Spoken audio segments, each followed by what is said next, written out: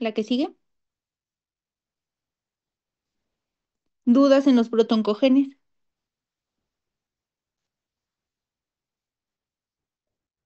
Ok, entonces, genes supresores de tumores. Los genes supresores de tumores son aquellos que son capaces de controlar la proliferación celular, por lo tanto, son reguladores negativos. Se encargan de reparar las células, evitar que haya mutaciones y otra cosa es de detectarlas, detenerlas y llevar a las células a la muerte celular programada. Son reguladores negativos de crecimiento y cuando no están presentes, la célula, por lo tanto, puede hacer la multiplicación que quiera. Se encuentran inactivos a causa de mutaciones y entonces las células dejan de crecer normalmente y adquieren la capacidad o propiedad de hacer proliferación anormal, que es una característica de las células tumorales. ¿La que sigue? Y así vamos a tener que el cáncer como una enfermedad genética va a generar un ambiente, y esto está muy bonito y bien explicado, que se llama inestabilidad genética. Significa que nuestras células tienen que estar estables, como en cualquier parte de nuestra vida, ambientes biopsicosociales, tenemos que tener un ambiente de estabilidad. Cuando se rompe esta estabilidad, estamos con esta inestabilidad. Puedo tener ganancias, pérdidas que me estén originando esta inestabilidad y una vez que está inestable mi genoma, adentro hay un buen de factores de transcripciones que se están modificando y que hay un ambiente diferente al que se vive en otras células y por lo tanto va a ir acumulando mutaciones. Esto es, por ejemplo, en los tumores cerebrales, que ¿quién me dice que son los astrocitos? ¿Quién sacó 10 en histología? Son células de la glía, ¿no? Que pues ayudan ¿En como dónde de están? sostén y nutrición. Ujú. Están en el sistema nervioso central. Son las células predominantes en el sistema nervioso central. Entonces, como hay muchas de estas células en el sistema nervioso central, los tumores más frecuentes son de estas células, de las células de la glía o astrocitos que tienen esta forma estrellada. Entonces, estas células pueden mutar. Entonces, de manera inicial puedo tener una mutación, por ejemplo, con una se van a ir a la parte en donde dice grado 1, que es oligodendroglioma, astrocitoma grado 1. Entonces ahí puedo tener algunas células que estén teniendo ganancias en cromosomas, que tengan ganancias o que su material genético tenga una deleción y siguen conservando este aspecto estrellado y sigue siendo un astrocitoma grado 1 o grado 2 que se consideran benignos, pero conforme va acumulando mutaciones, va incrementando, va ganando ahora o ganando un gen o perdiendo un gen, pero si se dan cuenta, en una de las flechitas dice, da una mutación a un PTEN, a un MET, a un factor de transcripción o de neurofibromatosis. Entonces gano este gen y entonces este protoncogen muta y ya que muta es un oncogen y entonces ya no se va a llamar, a pesar de que viene de la misma célula, tiene más acúmulo de mutaciones y entonces se llama astrocitoma grado 3. Y después del grado 3, que es un anaplásico, o sea, ya tiene células anormales, viene el grado 4, que se llama glioblastoma multiforme. Y en este ya tiene mutado al P53. Y es un tumor que desde, si ustedes ven, de este astrocito que fue grado 1, un astrocitoma grado 1, ese es benigno, encapsulado, no tiene capacidad de metástasis. Pero si sigue acumulando mutaciones con el tiempo, puede convertirse puede tener este ambiente de inestabilidad genética que lo convierta en un anaplásico o en un glioblastoma multiforme. ¿De qué depende? De su ambiente, depende de su genética y depende de su mecanismo inmunitario. ¿Ok? ¿Dudas ahí? Pero esos grados de astrocitoma grado uno, 2, 3 o 4 son para cada tipo de cáncer, ¿no? Casi en la mayoría. Ah, ok. Aplica para la mayoría entonces. Sí, o sea, aquí lo que te quiere explicar es que necesitas este acúmulo de mutaciones. Ah, ok. Ujú. Gracias. Sí. Listo, la que sigue. Sí, o sea, una sola mutación no es cáncer, necesitas muchas. Y entonces estas mutaciones pueden ser heredadas o pueden ser adquiridas. La mayoría son adquiridas. La inestabilidad genómica que favorece la adquisición de mutaciones y la inflamación tumorigénica está en relación con el genotipo y el ambiente. ¿La que sigue? Ahora, ¿es hereditario el cáncer? Pues decíamos que solo el 5% del cáncer es hereditario, asociado a síndromes genéticos hereditarios y es consecuencia de mutaciones germinales. ¿Qué es una mutación germinal y qué es una mutación somática? Genetistas. Ya llevaron genética, ¿no? ¿O me estoy equivocando? Sí, la germinal creo era cuando afectaba a los gametos y la somática, aparte de no ser heredable, o sea, como que no interfería en cuanto a evoluciones. Ok, una mutación germinal es aquella que ocurre en tus gametos, óvulos y espermatozoides. Y una mutación somática es la que ocurre en cualquier célula del cuerpo, que no sean estas. ¿Ok? O sea que hay mutaciones de novo y hay mutaciones que son somáticas y hay mutaciones en la línea germinal que son embrionarias, ¿no? Prácticamente. Entonces, obviamente, y esta es una de las principales diferencias entre el cáncer de los niños y los adultos.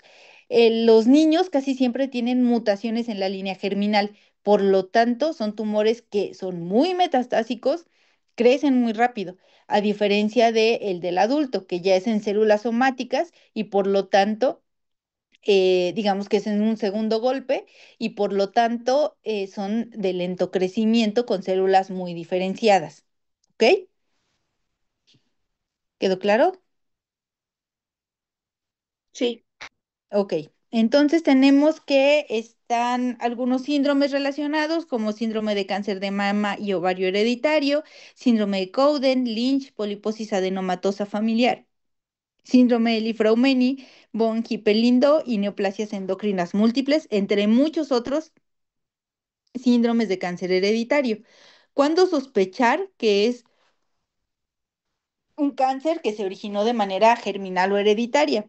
Obviamente se tienen que hacer pruebas genéticas, pero bueno, lo sospechamos cuando un mismo paciente tiene varios tumores, cuando una línea familiar tiene muchos tumores, cuando en esa línea familiar apareció cáncer antes de los 20 años, cuando hay cáncer en ambos lados del cuerpo, cuando tiene antecedente de hermanos o alguien que haya tenido cáncer infantil, cuando ocurre generalmente en un género que no es afectado, por ejemplo, el de mama en el hombre, y el cáncer que ocurre en muchas generaciones, abuelos, padres, hijos, y que, sí, doctora, y es que mi abuelo murió de cáncer y yo tuve cáncer y ahora mi hijo tiene una bola, ¿no? Entonces, no puedes pasar por alto eso y hay que hacer pruebas genéticas. ¿La que sigue? ¿Dudas hasta ahí? No, doctora. Ok, ahora viene la carcinogénesis. ¿Quieren descansar tantito o seguimos? Mm, descansito, yo digo. Ok, 10 minutos para ya hacer estudiar. Sí, Ya, doctora. empezamos. Ok. ¿Y qué otra cosa les iba a decir? Me, ya esta semana voy a ir a tramitar el aula. ¿Ya están tramitando lo de sus credenciales?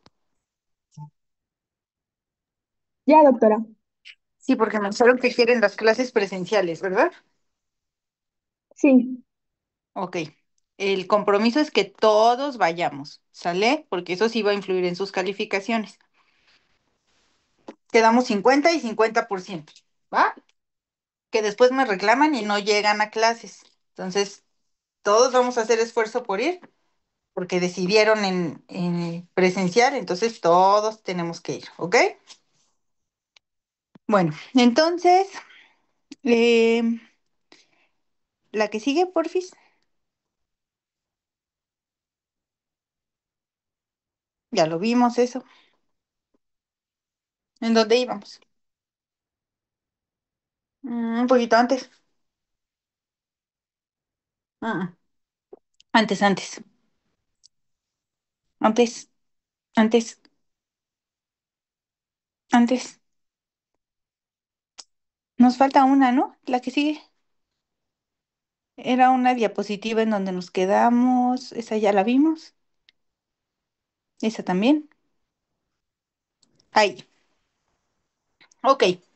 Entonces vamos a tener a la carcinogénesis. La carcinogénesis es el proceso en el que la célula maligna se transforma en una célula, perdón, una célula benigna se convierte en una célula maligna. Y para eso tenemos que hay varias etapas, modelos experimentales, daño al DNA y radicales libres y cáncer relacionados. ¿La que sigue?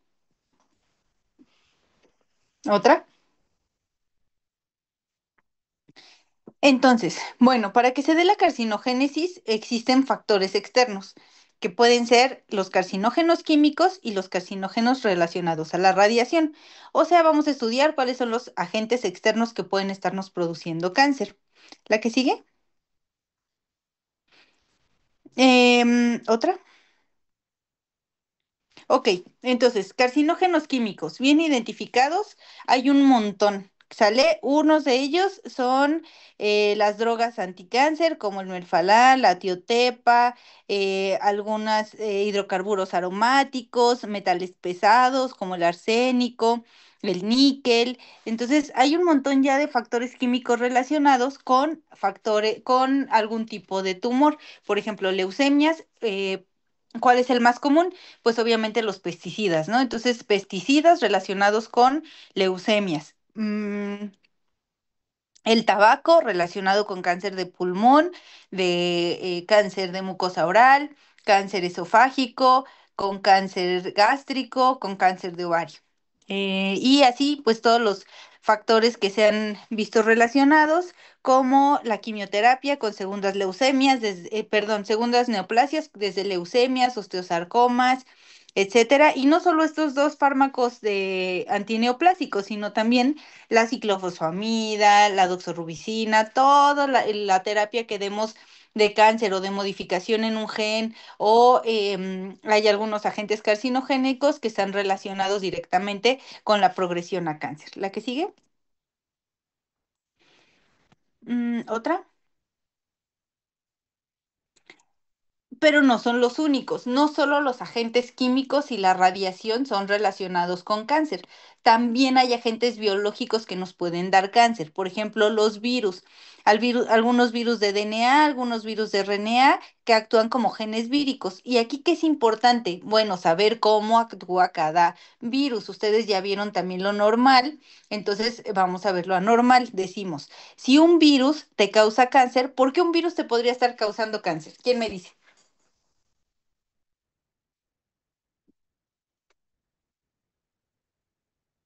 ¿Por qué un virus puede causar cáncer? Porque como que inserta su ADN o Per- ARN en Perfecto. el... Ujú. Se inserta y hace transcripción inversa. Entonces modifica tu DNA. Y una vez que modifica tu DNA, estas células pueden ir mutando.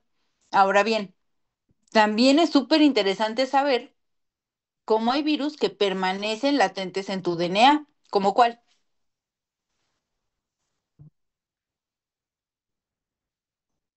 El herpes, virus del herpes. Mm, el virus del Epstein-Barr, citomegalovirus. El virus del Epstein-Barr es un virus de RNA. ¿Y qué es lo que hace? Te hace una transcripción inversa. Pero lo interesante de ellos es cómo evade el sistema inmunológico. ¿Cómo se llama la primoinfección por virus del Epstein-Barr cuando son sintomáticos?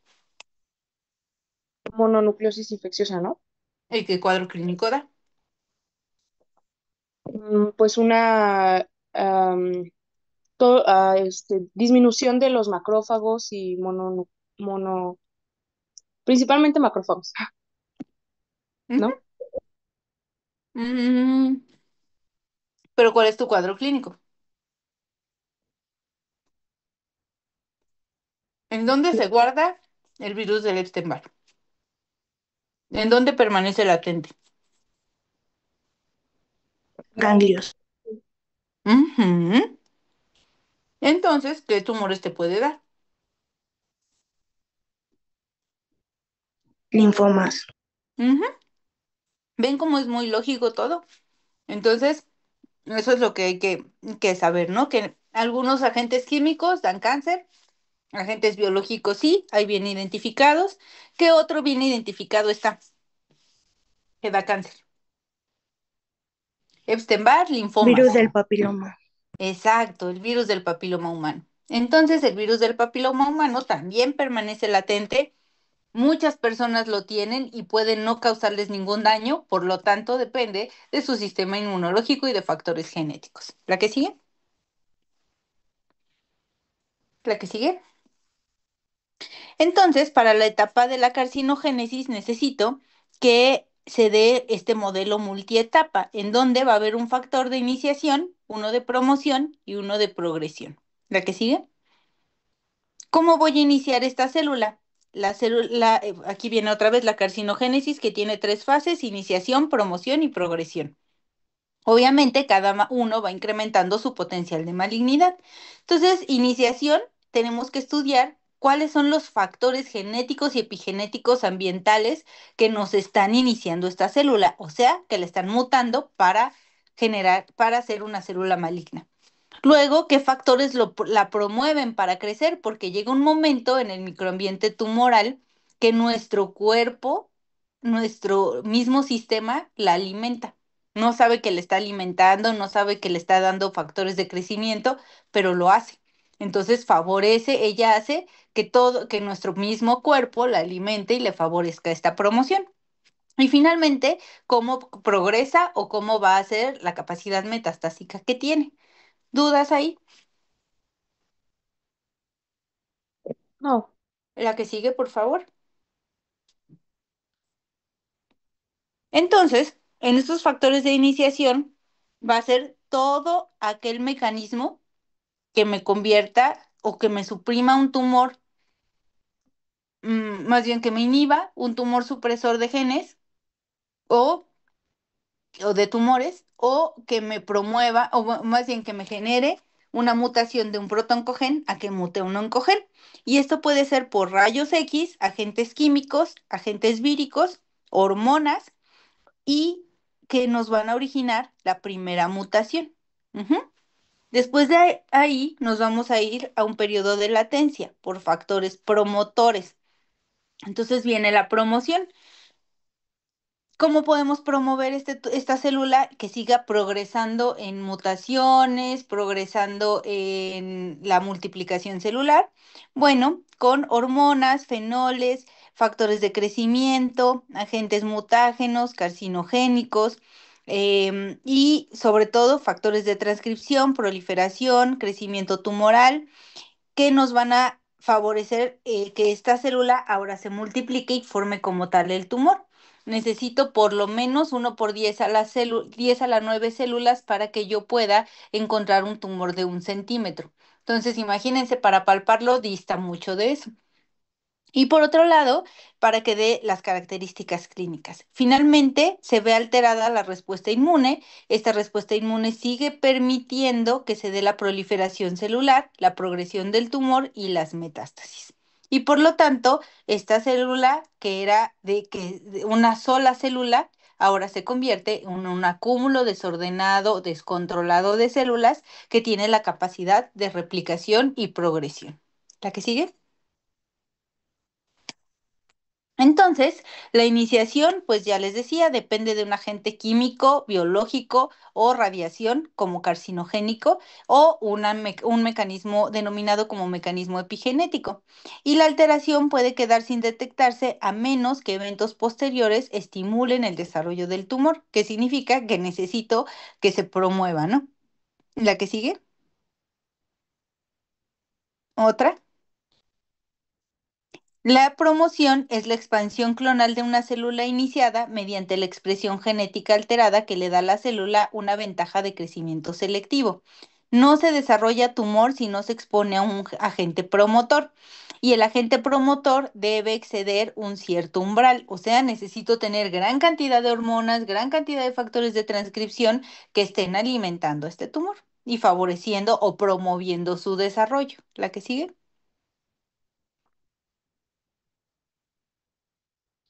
La que sigue, porfa.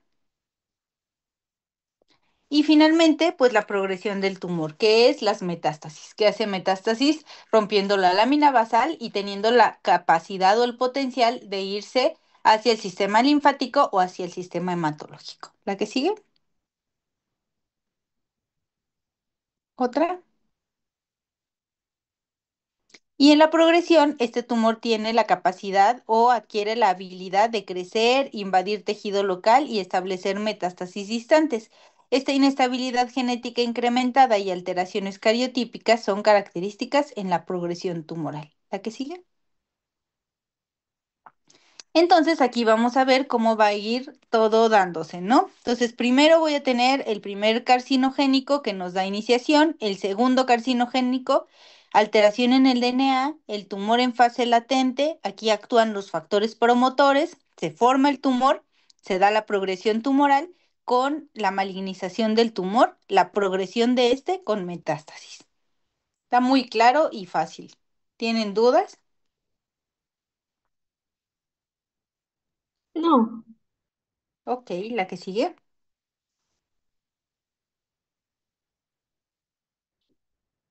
Hay muchos modelos experimentales que nos han permitido estudiar todas estas fases. La que sigue.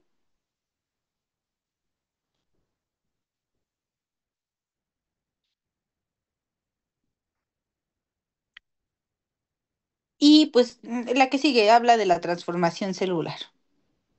Nos han permitido detectar células transformadas tras la exposición de un cultivo de células normales a un agente carcinógeno. La que sigue. O sea, con esto hemos podido identificar cuáles son los agentes carcinogénicos, ¿no? Y reconocer qué células se están transformando como un foco diferenciado de otras células. La que sigue. ¿Cómo se da el daño al DNA? Pues lo más común son con cambios espontáneos, ya sabemos, cualquier mutación, una depurinización o daño oxidativo a las bases, desaminización, que tengamos daños que bloqueen la replicación o transcripción del DNA, la exposición a agentes químicos o radiación. ¿La que sigue? Aquí se van desaminando las bases, tanto de adenina, citosina, guanina, o sea, hay un daño al DNA. ¿La que sigue? Aquí es por depurinización de las bases. Esto lo vamos a saltar porque es más de residentes de onco. La que sigue. Puede haber daño oxidativo, que eso es con el tiempo. Conforme vamos adquiriendo años en nuestra edad, pues vamos teniendo mayor potencial de generar radicales libres con superóxido, peróxido. Y el daño más importante es la 8-oxoguanina, la cual se aparea con la adenina y genera transversiones o translocaciones en el DNA. ¿La que sigue? Otra. Y la exposición a agentes químicos o radiación, por ejemplo, la luz UV que produce dímeros de pirimidina. Y esto es importante que ustedes sepan que es un poco de física, porque decimos, bueno, esta persona no se expone al sol. Señora, ¿se expone usted al sol? No, entonces no tiene factores de riesgo, pero trae las uñas con esto que nos ponemos ahora las mujeres, ¿no? Nos ponemos gelish. Entonces, estas uñas que nos ponemos, pues, si no lo saben, son rayos UV. Hay una lamparita a la que exponen tus dedos y son rayos UV directo. Entonces ahora estamos teniendo incremento en tumores en la base unguial y pues están perdiendo incluso los deditos porque pues no nos damos cuenta porque están cubiertas de color, entonces no nos damos cuenta de que aparece un nevo, va incrementando de tamaño hasta que ya están progresados, ¿no?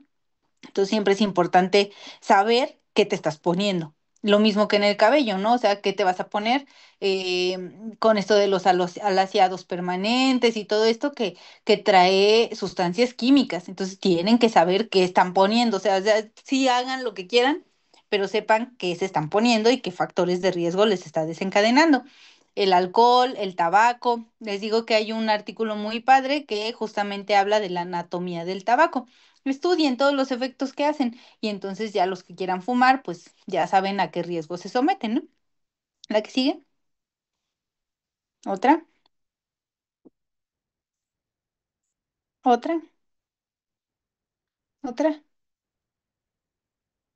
Y los radicales libres y cáncer. Bueno, el radical libre, ¿qué es? Una especie química inestable que es altamente reactiva debido a la presencia de que tiene un electrón libre. Significa que se va a estar juntando con cualquier otro radical libre, sobre todo el hidroxilo. Y esto nos da, el radical libre nos permite oxidación y entonces la oxidación da cáncer. ¿La que sigue?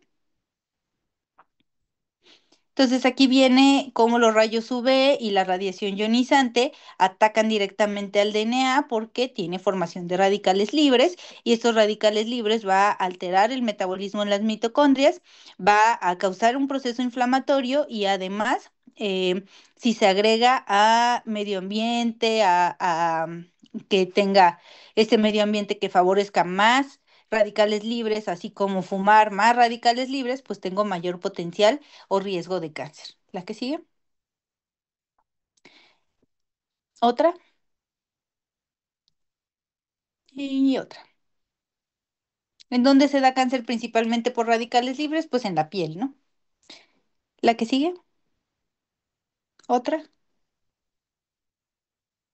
Entonces hay antioxidantes que previenen el daño causado por altos niveles de radiación, que son las vitaminas E, la C, la A, superóxidos.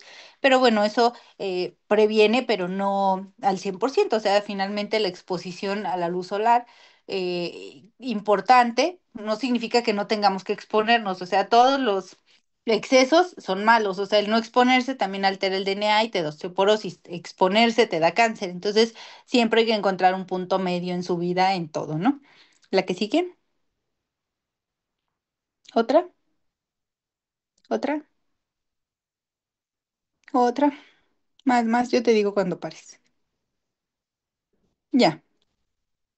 Ok, ¿qué hora es? 10:21. Ok, entonces yo creo que hoy ya paramos para que descansen y estudien esto que vimos. Si ven en su temario, ya avanzamos bastante. Ya tenemos historia de oncología, factores involucrados en la etiología, factores ambientales y personales, periodo de invasión local, diseminación de las neoplasias. En la que sigue, vamos a estudiar epidemiología del cáncer en el mundo y en México, signos y síntomas de cáncer, y vamos a estudiar marcadores tumorales, tratamiento e imagen.